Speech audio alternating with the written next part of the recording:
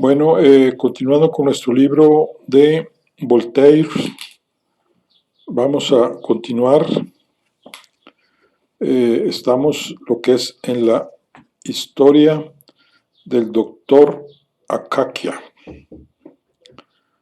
Vamos a continuar con la historia y vamos en lo que es el decreto de la Inquisición de Roma. Dice: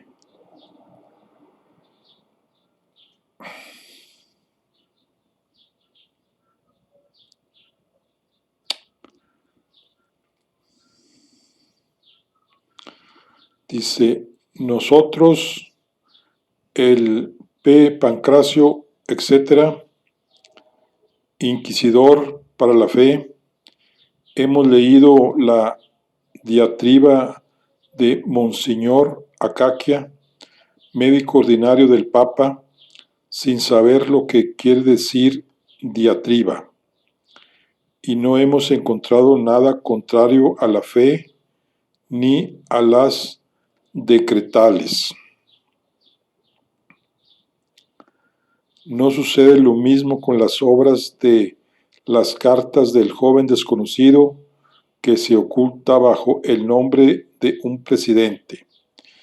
Hemos encontrado, después de haber invocado al Espíritu Santo en las obras, es decir, en el incuarto del desconocido, gran cantidad de proposiciones temerarias, malsonantes, heréticas y con olor a herejía.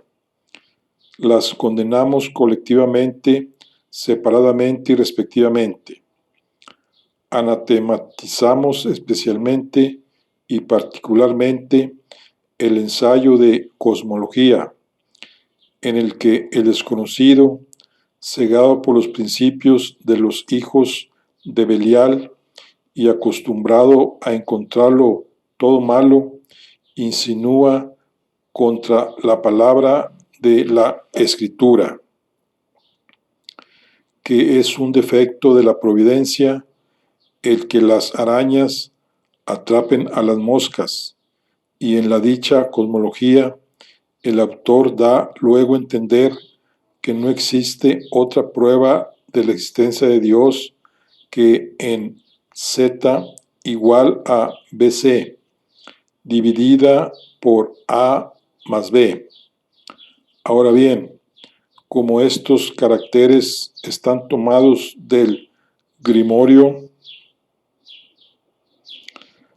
así se llama el libro de los mágicos y brujos,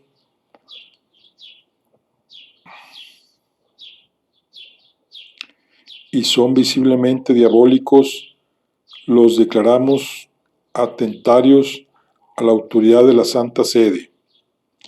Y como, según la costumbre, no entendimos ni una palabra de las materias que llaman física, matemáticas, dinámica, metafísica, etc., hemos ordenado a los reverendos profesores de filosofía del Colegio de la Sapiencia que examinen las obras de las cartas del joven desconocido y nos den cuenta fiel de ellas.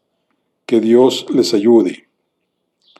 Sentencia de los profesores del Colegio de la Sapiencia.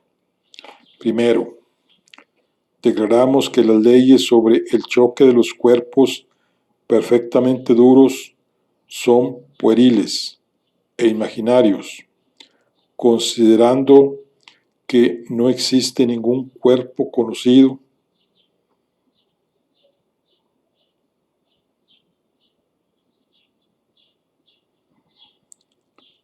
perfectamente duro, sin espíritu, duros sobre los que hemos intentado operar en vano.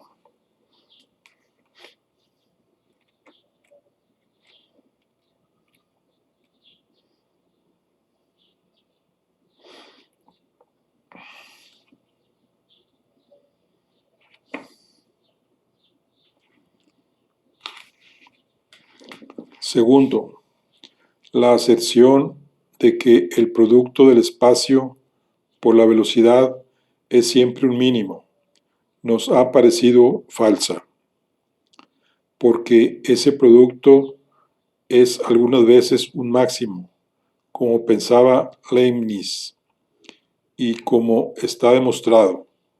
Parece que el joven autor solo ha tomado la mitad de las ideas de Leibniz y en esto le justificamos de que no haya tenido nunca una idea entera de Leibniz. Tercero, nos adherimos además a la censura de Monseñor Acaquia, médico del Papa, y tantos otros han hecho de las obras del joven seudónimo, sobre todo de la Venus física. Aconsejamos al joven autor cuando procede con su mujer, si la tiene, a la obra de la generación, que no piense que el niño se forma en el útero por medio de la atracción, y le exhortamos, si comete el pecado de la carne, a no envidiar la suerte de los caracoles en el amor, ni la de los sapos, y a imitar menos el estilo de Fontenelle,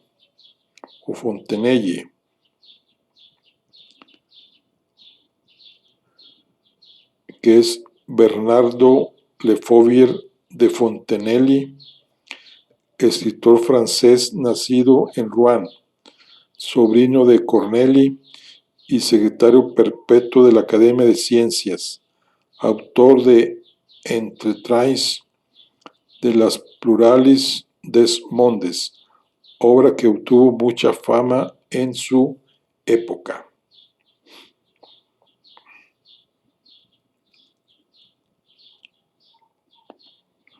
Cuando la madurez de la edad haya formado el suyo. Pasemos al examen de las cartas que hemos juzgado, que contienen por una viciosa repetición casi todo lo que no está en las obras. Así se lee en el texto francés.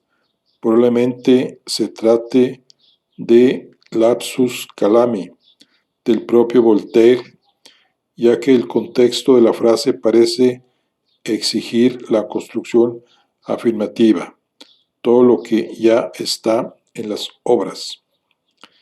Y le exhortamos a que se abstenga en lo sucesivo de vender 2 veces la misma mercancía bajo nombres diferentes, porque no es procedimiento de un comerciante honrado, como debería serlo él. Examen de las cartas de un joven autor oculto bajo el nombre de un presidente. Primero, en primer lugar, es preciso que el joven se entere de que la prevención no se llama en el hombre previsión, que la palabra previsión está consagrada únicamente al conocimiento por el cual Dios ve el porvenir. Es conveniente que sepa la fuerza de los términos antes de ponerse a escribir. Hace falta que sepa que el alma no se percibe a sí misma, ve objetos y no se ve. Esa es su condición. El joven escritor puede corregir fácilmente estos pequeños errores. Segundo, es falso que la memoria nos haga perder más que ganar. El candidato debe enterarse de que la memoria es la facultad de retener las ideas y que sin esta facultad no se podría hacer ni un mal libro, ni siquiera conocer casi nada, ni guiarse en nada, que sería totalmente imbécil. Es preciso que ese joven cultive su memoria. Tercero, estamos obligados a declarar ridícula esa idea de que el alma es como un cuerpo que vuelve a su estado después de haber sido agitado, y que de la misma manera el alma vuelve a su estado de contentamiento o de desamparo, que es su estado natural. El candidato se ha expresado mal. Quiso decir, al parecer, que cada cual vuelve a su carácter, que un hombre, por ejemplo, después de haberse esforzado en hacer el filósofo, vuelve a sus pequeñas ordinarias, etc. Pero unas verdaderas tan triviales no deben ser repetidas. El defecto de la juventud es creer que cosas comunes pueden recibir un carácter de novedad por medio de expresiones oscuras. 4. El candidato se equivoca cuando dice que la extensión es sólo una percepción de nuestra alma. Si alguna vez hace buenos estudios, verá que la extensión no es como los colores, que sólo existen en nuestras sensaciones, como sabe todo estudiante. 5. Con respecto a la nación alemana,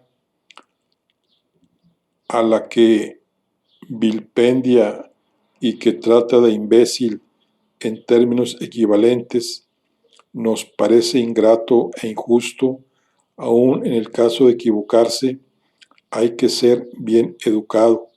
Es posible que el candidato haya creído inventar algo después de Leibniz, pero diremos a ese joven que no es él el que ha inventado la pólvora.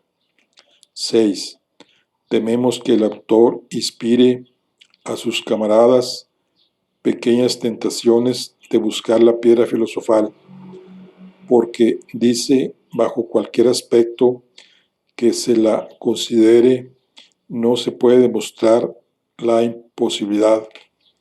Es cierto que reconoce que hay algo de locura en emplear su fortuna en buscarla, pero como hablando de la suma de la felicidad, dice que no se puede mostrar la religión cristiana y que sin embargo hay gentes que la siguen, pudiera ser que con mayor motivo algunas personas se arruinen en la búsqueda de la obra magna. Así se llamaba en el lenguaje de los alquimistas a la búsqueda de la piedra filosofal, ya que según él es posible encontrarla. 7. Dejamos de lado varias cosas que cansarían la paciencia del lector y la inteligencia del señor inquisidor, pero creemos que se sorprenderá mucho al saber que el joven estudiante tiene la pretensión inquebrantable de disecar cerebros de gigantes de 12 pies de estatura y de hombres velludos con rabo para sondear la naturaleza de la inteligencia humana, que con opio y sueños modifica el alma, que hace nacer anguilas preñadas de otras anguilas por medio de harina diluida y peces con granos de trigo. Aprovechamos esta ocasión de distraer al señor inquisidor. 8. Pero el señor inquisidor ya no se reirá cuando vea que todo el mundo puede llegar a ser profeta, porque el autor no encuentra más dificultad en ver el porvenir que el pasado. Confiesa que las razones en favor de la astrología judiciaria son tan fuertes como las razones en contra. Luego afirma que las percepciones del pasado, presente y del porvenir solo difieren en el grado de actividad del alma. Espero que un poco más de calor y de exaltación en la imaginación podrá servir para mostrar el porvenir como la memoria enseña el pasado. Juzgamos unánimemente que su cerebro está muy exaltado y que no tardará en profetizar. No sabemos todavía si será de los grandes o de los pequeños profetas, pero mucho nos tememos que sea un profeta de desgracia, puesto que en su tratado sobre la felicidad solo habla de la aflicción. Dice sobre todo que todos los locos son desgraciados. Expresamos a todos los que lo son nuestro profundo sentimiento, pero si su alma exaltada ha visto el futuro, ¿no ha visto un poco de ridículo? 9. Nos parece que tiene algunas ganas de ir a las tierras australes, aunque leyendo su libro se siente uno inclinado a creer que vuelve de ellas. Sin embargo, parece ignorar que se conoce hace tiempo la tierra de Federico Enrique, situado más allá del grado 40 de latitud sur, pero le advertimos que si en vez de ir a las tierras australes pretende navegar en derechura al polo ártico, nadie se embarcará con él. 10. Se le debe también asegurar que le será difícil hacer como pretende, un agujero que llegue hasta el centro de la Tierra, donde quiere por lo visto ocultarse, avergonzado de haber sostenido semejante cosas. Este agujero exigirá que se excavasen 300 o 400 leguas de tierra, lo que podría estropear el sistema del equilibrio de Europa. No le seguiremos en su agujero, como tampoco bajo el polo. En cuanto a la ciudad latina que quiere construir, nuestra opinión es que se la sitúe al borde de ese agujero. Si alguna vez se envía a algunos físicos a Finlandia para comprobar si es posible, por medio de algunas mediciones, lo que Newton ha descubierto con la sublime teoría de la gravitación, de las fuerzas centrífugas, si es nombrado para ese viaje, que no trate continuamente de elevarse sobre sus compañeros, que no se haga describir como el único aplastador de la tierra, como se ha pintado a Atlas sustentado el cielo, como si se hubiese cambiado la faz del universo por haber ido a divertirse en una ciudad en la que hay una guarnición sueca, que no cite, venga o no venga a cuento, el círculo polar. Si algún compañero de estudios le expone amistosamente una opinión distinta de la suya, si le confía que se apoya en la autoridad de Leibniz y de otros filósofos, si le enseña en particular una carta de Leibniz que contradice terminantemente a nuestro candidato, que dicho candidato no vaya a imaginarse sin reflexionar y gritar por todas partes que se ha falsificado una carta de Leibniz para quitarle la gloria de ser original. Que no tome el error en que ha caído sobre un punto de dinámica completamente inútil en la práctica, por un descubrimiento admirable.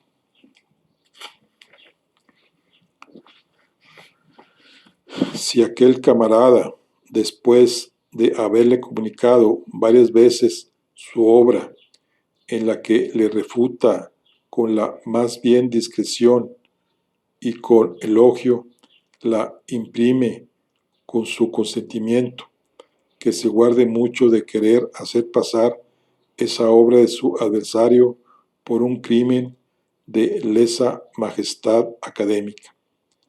Si ese camarada le confiesa varias veces haber recibido la carta de Leibniz, así como otras varias de un hombre que murió hace algunos años, que el candidato no se aproveche malignamente de ello, que no utilice poco más o menos los mismos artificios que alguien empleó contra los Mairán, los Caicini.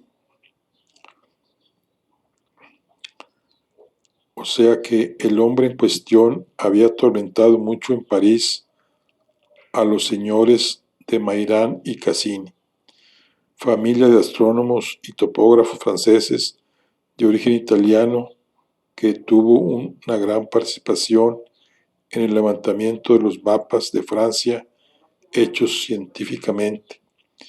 Escribió 2 cartas a la señora princesa de Orange, suplicándole que impidiese silencio a su adversario, el señor Koenig, bibliotecario de dicha princesa, al que había hecho condenar por falsario. Bueno, y otros verdaderos filósofos, que nunca exija en una discusión frívola que se resucite a un muerto, para que traiga la minuta inútil de una carta de Leibniz, y que reserve ese milagro para el tiempo en que profetice, que no comprometa a nadie con una nimia disputa que la vanidad puede hacer importante, que no haga intervenir a los dioses en la guerra de las ratas y las ranas, que no escriba carta tras carta a una gran princesa para obligar al silencio a su adversario y para atarle las manos a fin de asesinarle sin prisas, que en una miserable disputa sobre la dinámica no haga por una añagaza académica que se requiera a que comparezca en el plazo de un mes a un profesor, que no le haga condenar por contumacia, como si hubiera atentado contra su gloria, como forjador de cartas y falsarios, sobre todo cuando es evidente que las cartas de Leibniz son de Leibniz, y que está demostrado que las cartas firmadas con el nombre de un presidente no han sido recibidas por su corresponsal ni leídas por el público.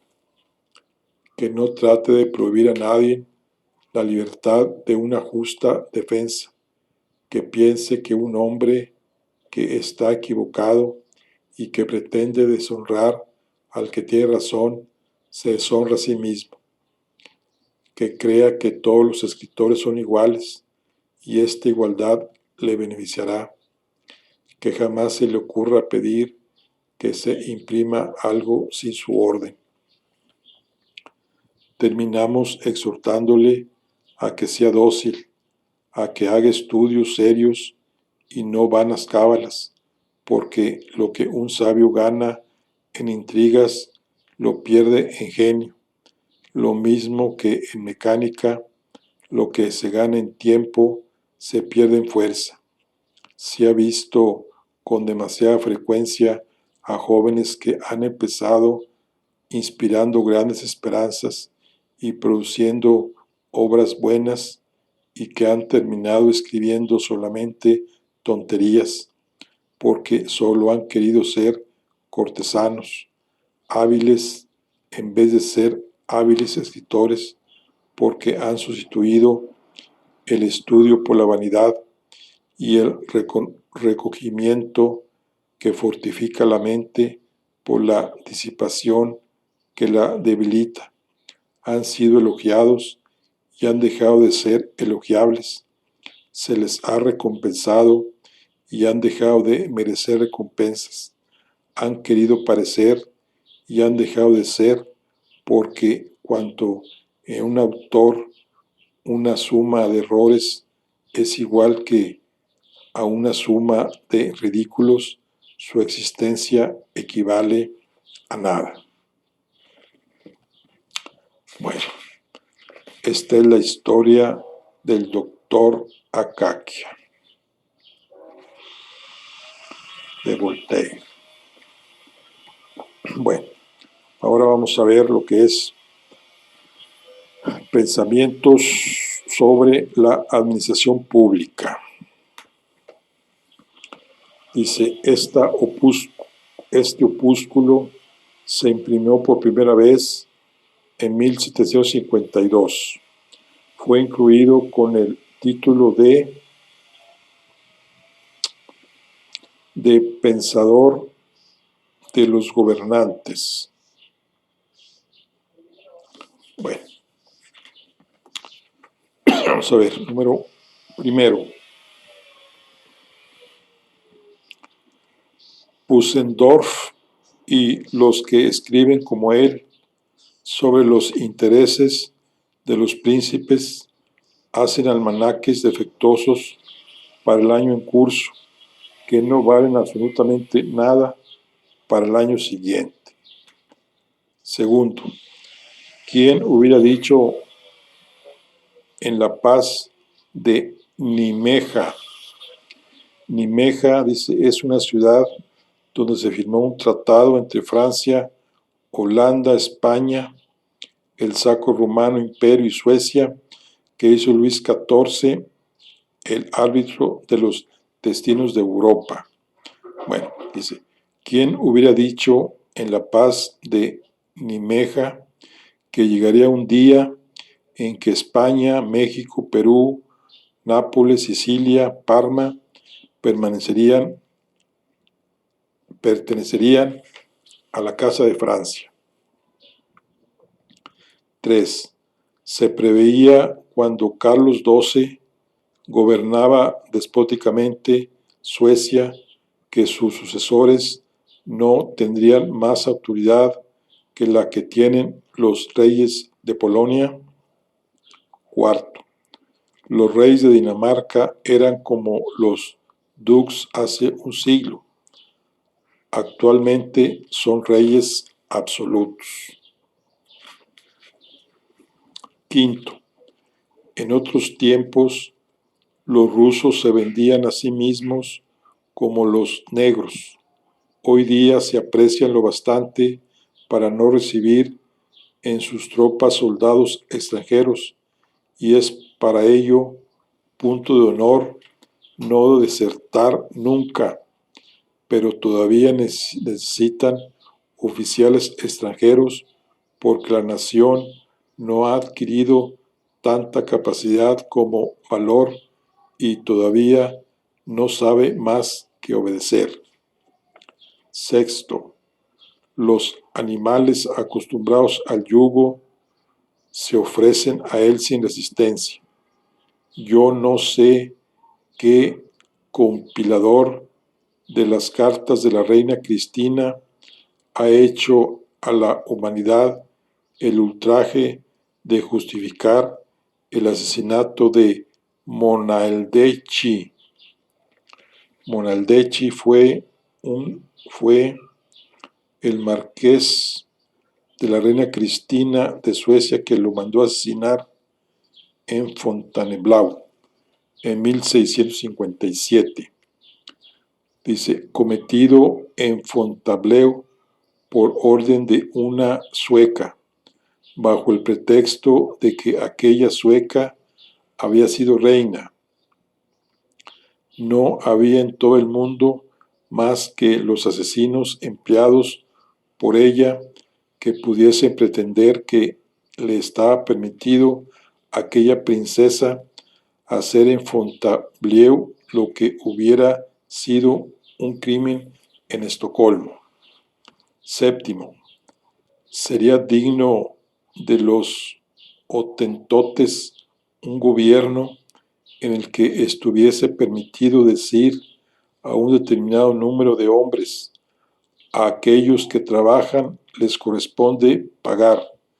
Nosotros no debemos nada porque somos ociosos. Octavo, ultrajería a Dios y a los hombres, el gobierno, en el que los ciudadanos pudiesen decir: el Estado nos lo ha dado todo y nosotros no le debemos más que oraciones. Noveno, la razón, al perfeccionarse, destruye el germen de las guerras de religión. El espíritu filosófico es el que ha desterrado esa peste del mundo. Décimo, si Luther y Calvino volviesen al mundo, no harían más ruido que los escotistas o los tomistas. ¿Por qué? Porque nacerían en un tiempo en que los hombres empiezan a estar ilustrados. Décimo primero, solo en tiempo de barbarie se ven brujos, posesos, reyes excomulgados, súbditos desligados por doctores de su juramento de fidelidad.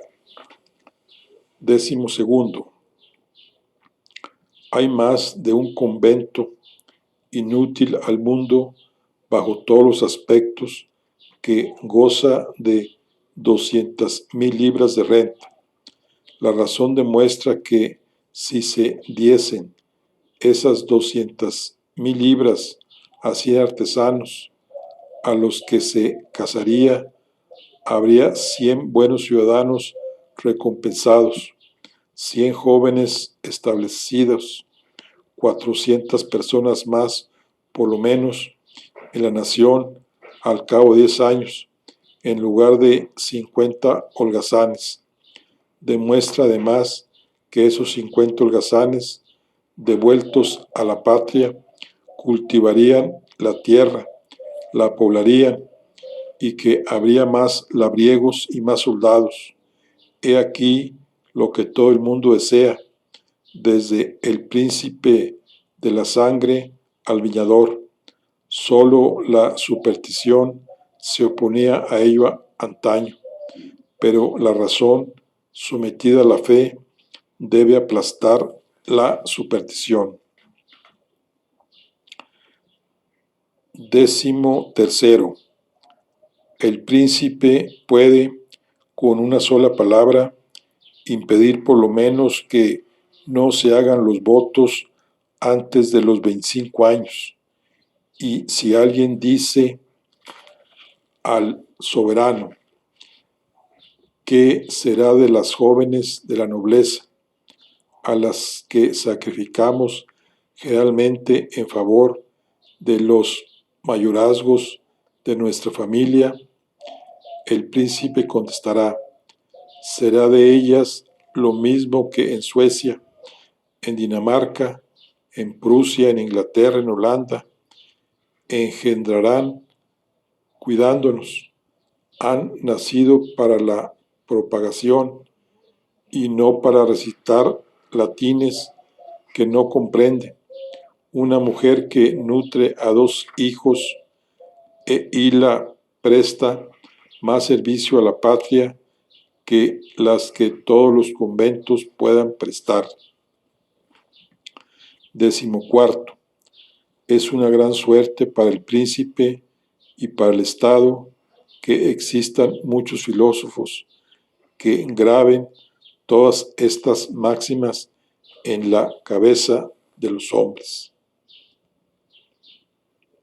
Décimo quinto, como los filósofos no tienen ningún interés particular, solo pueden hablar en favor de la razón y del interés del público. Décimo sexto, los filósofos aman la religión y prestan servicio a los príncipes al destruir la superstición, que es siempre la enemiga de los príncipes. Décimo séptimo, es la superstición la que ha hecho asesinar a Enrique III, a Enrique IV, a Guillermo príncipe de Orange y a tantos otros. Es ella la que ha hecho correr ríos de sangre desde los tiempos de Constantino. 18. La superstición es el enemigo más horrible de la humanidad. Cuando domina al príncipe, le impide hacer el bien a su pueblo. Cuando domina al pueblo, lo subleva contra el príncipe. 19. No existe en la tierra un solo ejemplo de filósofos que se hayan opuesto a las leyes del príncipe. No hay un solo siglo en que la superstición y el apasionamiento no haya causado disturbios que producen horror. 20. La libertad consiste en depender tan solo de las leyes. En este aspecto, todo hombre es libre hoy día en Suecia, en Inglaterra, en Holanda, en Suiza, en Ginebra, en Hamburgo. Incluso ya es libre en Venecia y en Génova, aunque lo que no forma parte del estamento de los soberanos no vea envilecido en ellas, pero existen todavía provincias y extensos reinos cristianos en los que la mayoría de los hombres son esclavos. 21. Llegará un tiempo en esos países en que algún príncipe más hábil que los otros hará comprender a los que cultivan la tierra que no es exactamente una ventaja para ellos que un hombre que posee un caballo o varios caballos, es decir, un noble, tenga derecho a matar a un campesino poniendo 10 escudos sobre su fosa. Es cierto que 10 escudos es mucho para un hombre nacido en cierto clima, pero acabarán por comprender a lo largo de los siglos que es muy poco para un muerto. Entonces podría suceder que los campesinos tuviesen parte en el gobierno y que la administración inglesa y la sueca se estableciera en las cercanías de Turquía.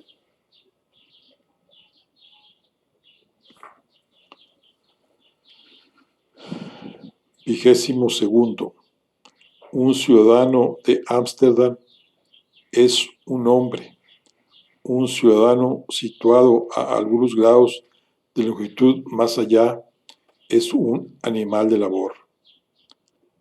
23. Todos los hombres han nacido iguales, pero un burgués de Marruecos no sospecha la existencia de esa verdad. 24. Esta igualdad no es la destrucción de la subordinación. Todos somos igualmente hombres, pero no miembros iguales de la sociedad. Todos los derechos naturales pertenecen por igual al sultán y al bostangui. Uno y otro deben disponer con la misma autoridad de sus personas, de sus familias, de sus bienes. Los hombres son, pues, iguales en lo esencial, aunque representen en la escena papeles diferentes. 25. Nos preguntamos siempre qué gobierno es preferible. Si se hace esta pregunta a un ministro o a un secretario, serán partidarios sin duda del poder absoluto. Si a un varón, querrá que la baronía participe en el poder legislativo. Los obispos dirán otro tanto. El ciudadano querrá, como es natural, ser consultado, y el agricultor no querrá ser relegado al olvido. El mejor gobierno parece ser aquel el que todos los están igualmente protegidos por la ley. 26. Un republicano tiene más afecto a su patria que un súbdito a la suya, por la razón de que queremos más nuestro bien propio que el de nuestro dueño. 27. ¿Qué es el amor a la patria? Un compuesto de amor propio y de prejuicios, del cual el bien de la sociedad hace la mayor de las virtudes. Es importante que esa palabra vaga el público produzca una impresión profunda. 18. Cuando el señor de un castillo o el habitante de una ciudad acusan al poder absoluto y se compadecen del campesino abrumado, no les creáis. No se tiene lástima de los males que no se sienten. Los ciudadanos, los nobles, odian muy raramente la persona del soberano, a menos que sea durante las guerras civiles. Lo que se odia es el poder absoluto en cuarta o quinta mano. Es la antesala de un alto funcionario o de un secretario o de un intendente lo que provoca murmullos. No lamentamos de los campos, nos lamentamos de los campos desolados cuando hemos recibido en un palacio el desaire de un criado insolente. 29. Los ingleses reprochan a los franceses al servir alegremente a sus amos. He aquí lo más hermoso que se ha escrito en Inglaterra sobre este tema.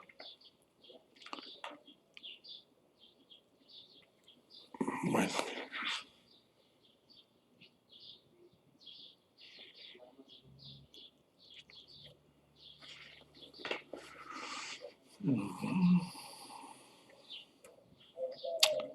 Dice, así es el carácter francés, lo admiro y compadezco.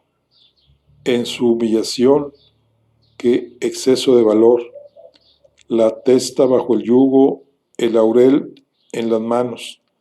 A un mismo tiempo ama gloria y esclavitud. Sus proezas y sus vergüenzas llenan el universo.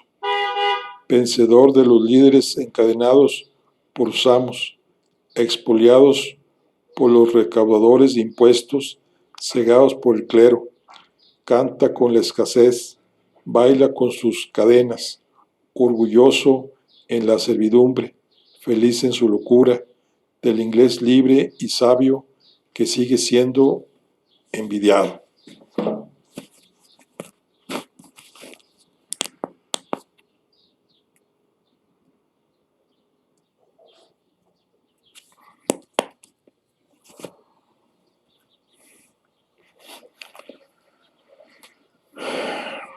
He aquí la respuesta a todas esas declamaciones de que están llenas las poesías inglesas, los folletos y los sermones. Es muy natural amar una casa que reina desde hace cerca de 800 años. Muchos extranjeros, incluso ingleses, han venido a establecerse en Francia, únicamente para vivir felices en ella. 30.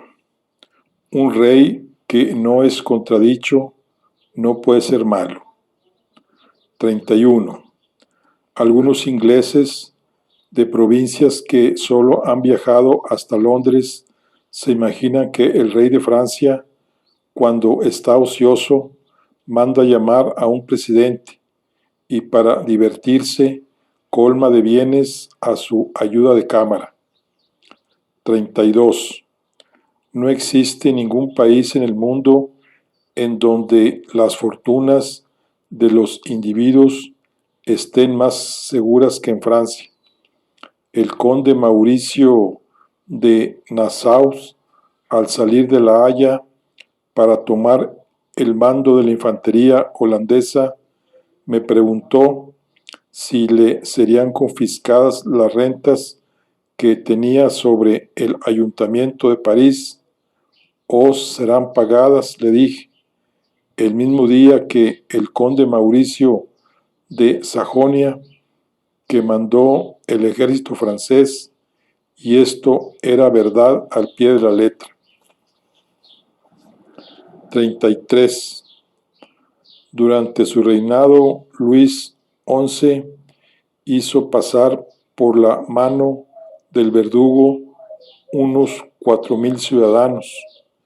Esto era debido a que no era rey absoluto y quería serlo. Luis XIV, después de la aventura del duque de Lauzun, que el conde de Lauzun, 1633-1723, se casó secretamente con la grande Mademoiselle, prima de Luis XIV. El rey, después de haber autorizado el matrimonio, influido por Madame de Montespan, lo desautorizó. Lauzun fue encarcelado en 1670 en el castillo de Pignerol, donde permaneció 10 años. Finalmente, Luis XIV autorizó el matrimonio secreto. A la muerte de la gran Mademoiselle, Lauzun pasó a Inglaterra y a la caída de Jacobo II recibió el encargo de llevar a la reina y al príncipe de Gales a la corte de Francia, por lo que recibió el título de duque.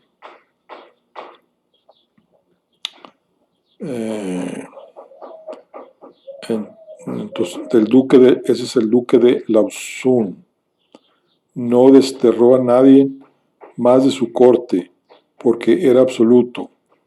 Bajo Carlos II se cortaron en Londres más de 50 cabezas importantes. 34. Durante el reinado de Luis XIII no hubo un solo año sin facción. Luis el Justo era cruel.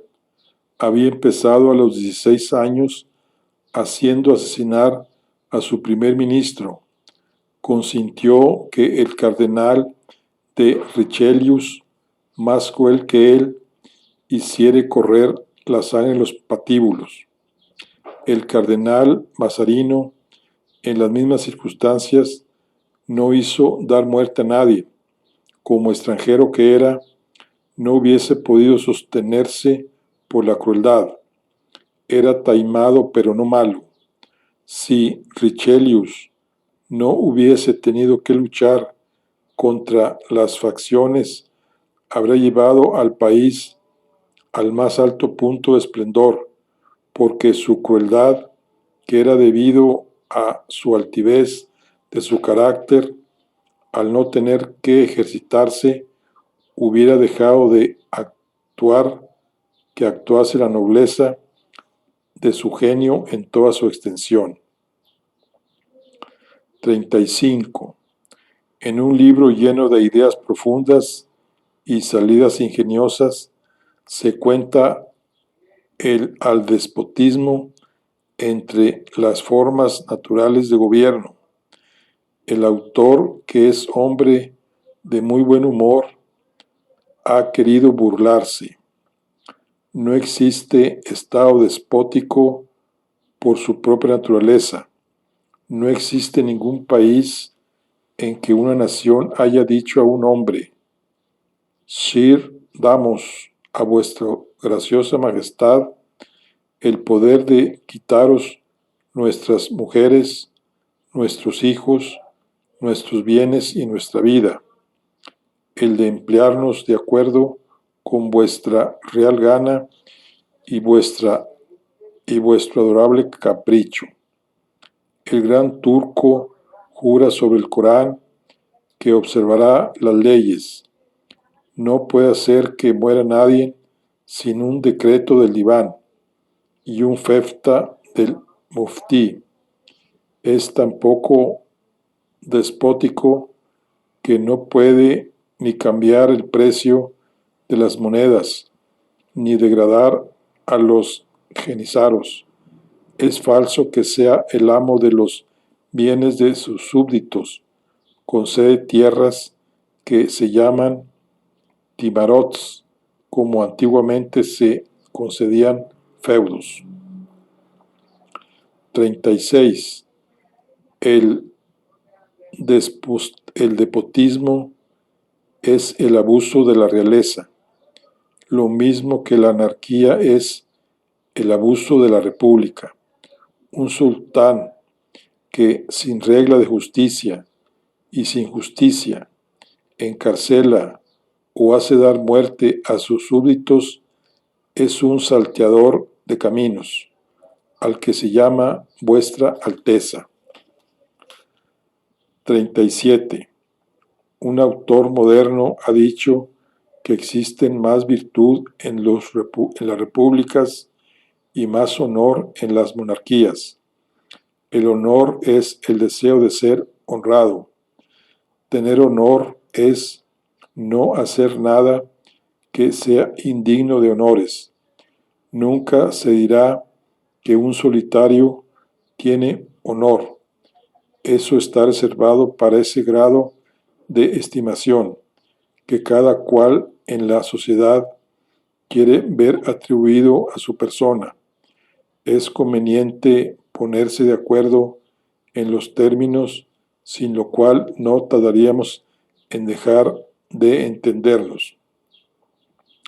Ahora bien, en tiempos de la República Romana, ese deseo de ser honrado con estatuas, coronas de laurel y triunfo convirtió a los romanos en vencedores de una gran parte del mundo. El honor emanaba de una ceremonia o de una hoja de laurel o de perjil. Cuando ya no hubo república, dejó de haber esa clase de honor. 38. Una república no está basada en la virtud, se basa en la ambición de cada ciudadano, la cual contiene la ambición de todos los demás, en el orgullo que reprime, el orgullo en el deseo de dominar que no tolera que otro domine. Esto da origen a leyes que conservan la igualdad en todo lo posible. Es una sociedad en que unos comensales de apetito idéntico comen en la misma mesa, hasta que se presenta un hombre voraz y vigoroso que arrambla con todo y les deja las migajas. 39. Las máquinas pequeñas no funcionan en modelo grande porque los frotamientos los desarreglan. Lo mismo sucede en los estados. China no puede ser gobernada del mismo modo que la República de Lucca.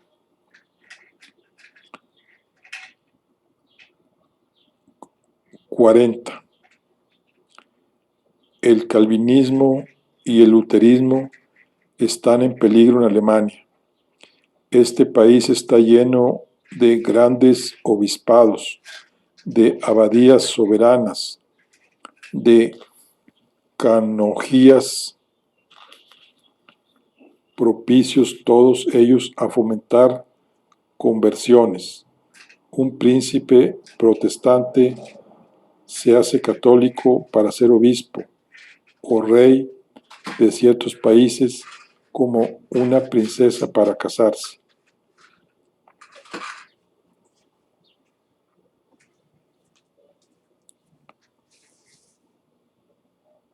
41. Si la religión romana recupera su preponderancia, lo hará con el cebo de los grandes beneficios y por medio de los monjes. Los monjes son tropas que combaten sin cesar. Los protestantes no tienen tropas. 42. Se ha pretendido que las religiones están hechas para los climas, pero el cristianismo reinó largo tiempo en Asia. Empezó en Palestina y ha llegado a Noruega. El inglés que dijo que las religiones nacen en Asia y encuentran su tumba en Inglaterra estuvo más acertado. 43. Hay que reconocer que existen ceremonias, misterios que solo pueden celebrarse en determinados climas. Los fieles se bañan en el Ganges en luna nueva. Si hubiese que bañarse en enero en el Vístula, este acto religioso no tardaría en dejar de estar en vigor, etc. 44. Se ha pretendido que la ley de Mahoma, que prohíbe beber vino, es la ley del clima de Arabia, porque el vino coagularía la sangre, mientras que el agua es refrescante. Me parecería igualmente bien que se hubiese dictado un onceavo mandamiento en España y en Italia, ordenando tomar bebidas heladas. 45. Todas las leyes religiosas no son consecuencia de la naturaleza del clima. Comer de pie un cordero cocido con lechuga, arrojar los restos al fuego, no comer conejo porque se dice que tiene el pie hendido y rumia, ponerse sangre de un animal en la oreja izquierda. Todas esas ceremonias no tienen la menor relación con la temperatura de un país. 46. Si León X hubiese dado a vender indulgencias a los monjes agustinos que se hallaban en posesión del despacho de esa mercancía, no habría protestantes. Si Ana Bolena no hubiera sido hermosa, Inglaterra sería romana. ¿A qué se debe que España no haya sido totalmente arriana y luego totalmente musulmana? ¿A qué es debido que Cartago no destruyese a Roma? Y por último, 47. Deducir de un acontecimiento, dado todos los acontecimientos del universo, es un hermoso problema que resolver, pero le corresponde hacerlo al Señor del universo. Bueno, aquí concluimos lo que son los pensamientos sobre la administración pública que tenía en su momento Voltaire. Bueno, aquí concluimos la charla del día de hoy. Nos vemos en la siguiente. Hasta luego.